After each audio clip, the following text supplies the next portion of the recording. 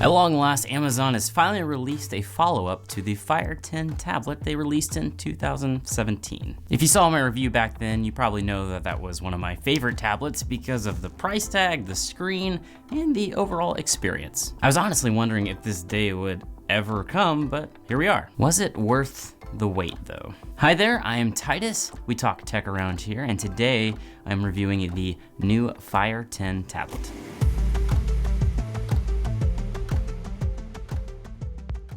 In the box, you get a USB-C cable, a power brick, documentation, and the tablet itself. I picked up the white version, which is a new color, and if I'm being honest, it sort of looks like a cheap knockoff wannabe iPad. The build quality is okay, it looks nice, but it's made with a cheap, thin plastic. It also makes little creaking noises, I guess with the plastic when you're handling it. At least mine does. But whatever, it's only $150, I think it's forgivable. Growing up, my mom always told me that it's what's on the inside that counts. And now I'm realizing she was basically calling me ugly.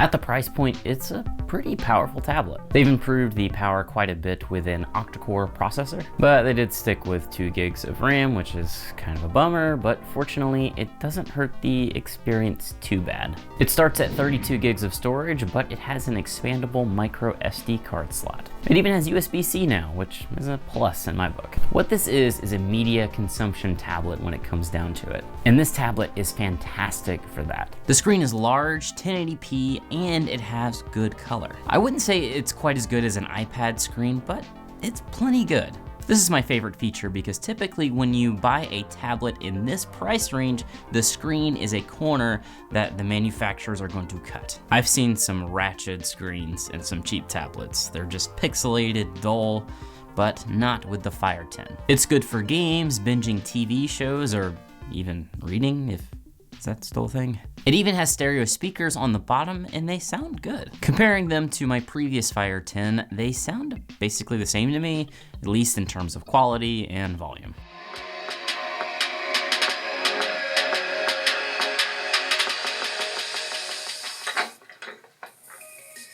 This is actually where I am right now. This is where I'm staying.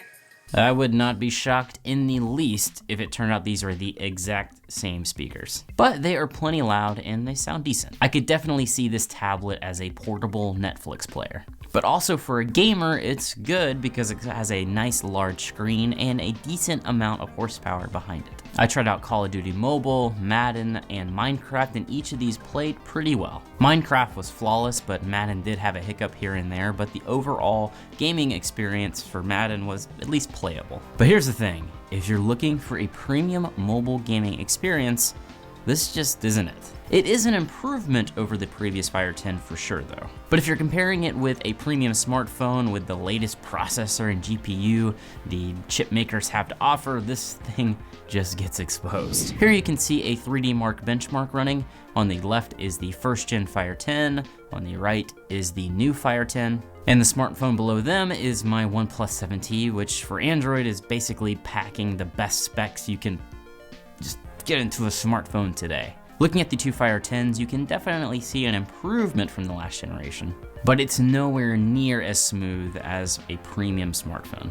And if you look at the numbers that they scored, it sort of backs that up. The original scored a 654 in this benchmark, but impressively, the new tablet, the new Fire 10, scored more than double at 1584. But then they just got both blown away by the OnePlus 7T at 7,990. I'm not showing this to discourage you because the Fire 10 is definitely a capable gaming tablet. I'm showing you this to just put it into perspective. And also keep in mind the OnePlus 7T is literally 4 times the price as the Fire 10 tablet. Amazon claims they've improved the battery life to 12 hours of screen on time. To test this, I watched some YouTube and I played some games, and I used about 5% of the battery in 30 minutes. So at that pace, I'm looking at about 10 hours of use. But about 20 of those 30 minutes was actually playing games in my testing. So that may not exactly be a fair test, so that 12-hour claim from Amazon doesn't seem too out of whack.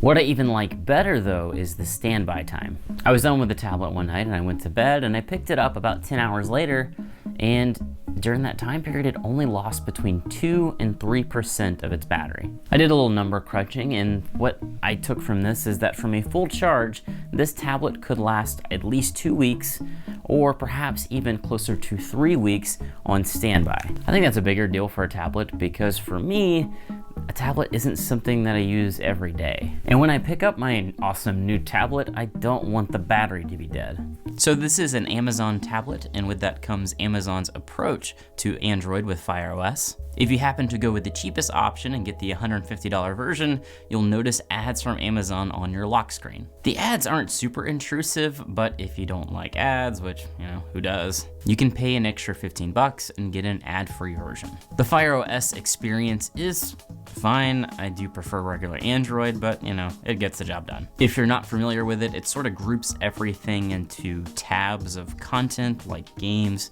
books, etc. It is a simple interface though, which is nice, and it's easy enough to get around. But one quirk, one little gotcha is you're stuck with the Amazon App Store out of the box. And that's fine, I guess. I know that there are a whole lot more apps and games on the regular Android Google Play Store, but there are a pretty decent collection on the Amazon App Store. But come on, we gotta be reasonable here. I have to believe that the reason why Amazon is managing to keep its price so competitive is because it's hoping you might purchase some apps on the side. But it does mean you're sort of locked out from a lot of things like Chrome and a real YouTube app. What's nice though is if you're like me and don't really care about the Amazon App Store and would love to have all the apps that you bought on your Android phone available on your brand new tablet, there is actually a way to get the Google Play Store on this tablet. You could do this on the old Fire tablets as well, and the process is basically the same if you ever did that, and surprisingly, Amazon hasn't put a stop to it.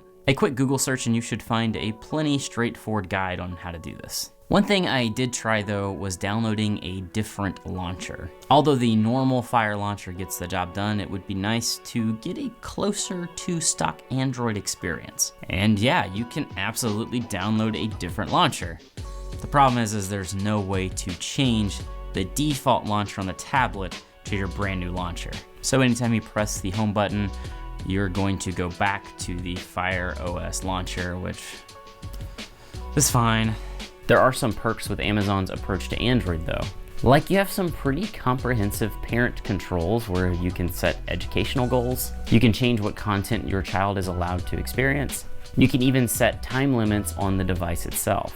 Amazon also offers out of the box a feature called Blue Shade. Basically what this does is reduce the blue light your tablet is emitting through its screen at different times in the day. This is to help you get better sleep at night by reducing the blue light on the screen closer to bedtime. Also, this is something I mentioned before, but this is technically a Kindle device. So if you have a Prime membership, you can borrow a book every month from their lending library. You also have hands-free voice control with this tablet. And although this feature is pretty cool, it does kind of seem a little pointless. But it basically allows you to turn your Fire 10 tablet into an Echo Show whenever you'd like.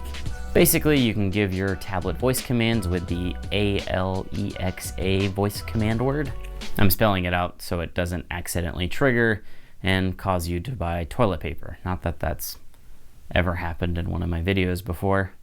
Again, it's cool and it works well, but it's not a feature that I'm all that interested in.